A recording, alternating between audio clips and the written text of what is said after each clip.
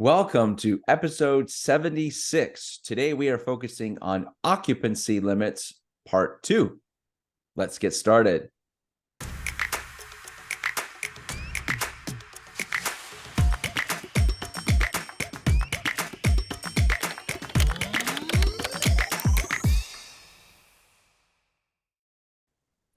Hello, everyone, and welcome to the Fair Housing Insiders. I'm your host, Jonathan Sarr, and joining me today is Kathy Williams.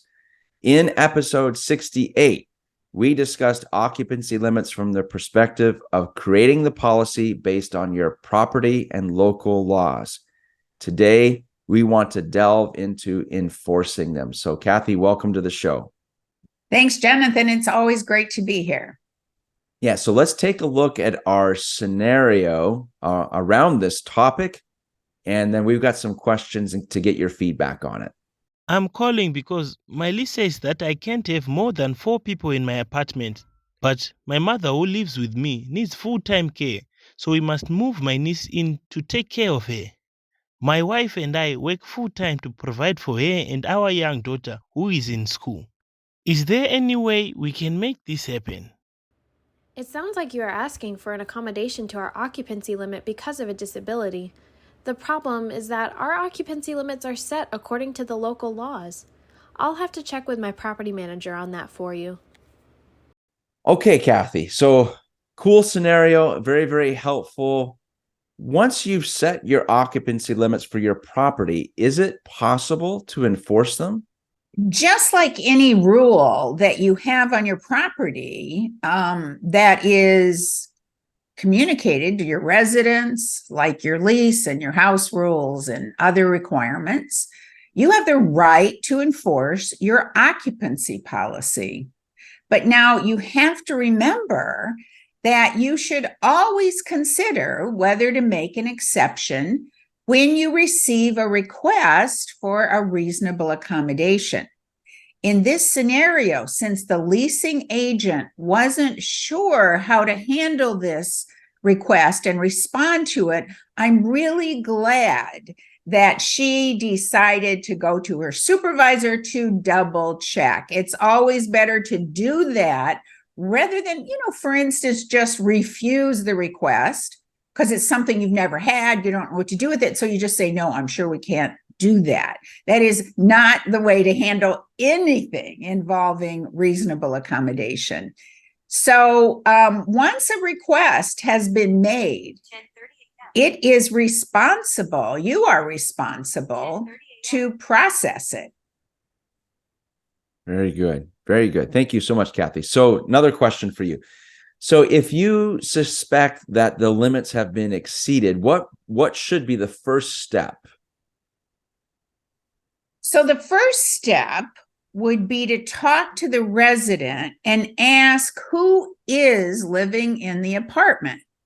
If there are different people living in the apartment than are listed on the lease, obviously you've got a lease violation issue that you need to deal with. And then the discussion should move on to your policy, why you have your policy, what it means of having more people than are listed on the lease. So complying with your occupancy policy is clearly a responsibility of your residents. But remember, I'm always going to say this, there may need to be exceptions for reasonable accommodation requests. Okay, very good. Thank you for that explanation. So what should you avoid doing when enforcing the occupancy limits you've set for your property? Well, I think it's important to never talk about the number of children in the family. That is something that you should avoid. Your policy should be based on the number of people in the unit. So that's what you discuss, not that you have Charlie who's 3 and Martha who's 10 or anything like that. The other thing to remember, though, is if you have an occupancy policy that excludes infants, that would be an exception to the rule I just said when you don't talk about children. if you're excluding infants from the count of the number of people in the apartment, then obviously you're going to have to ask, are there infants, so that you don't count them in your total number of people. Got it. Okay. Sounds logical. Thank you so much. So how can someone, can they ask for a reasonable accommodation to your occupancy limit if your local laws have dictated your property's occupancy limits? What's your thoughts on that? That's a really difficult question. Generally, I say that there is absolutely no rule that you should have that you don't apply a reasonable accommodation to, that you don't make an exception to, if requested because of a reasonable accommodation. I would include in that occupancy limits, even if they're based on a local law. The reason is, and again, I don't want to get too technical here, but when laws are compared to each other and which law wins if they conflict, federal civil rights laws always win that battle.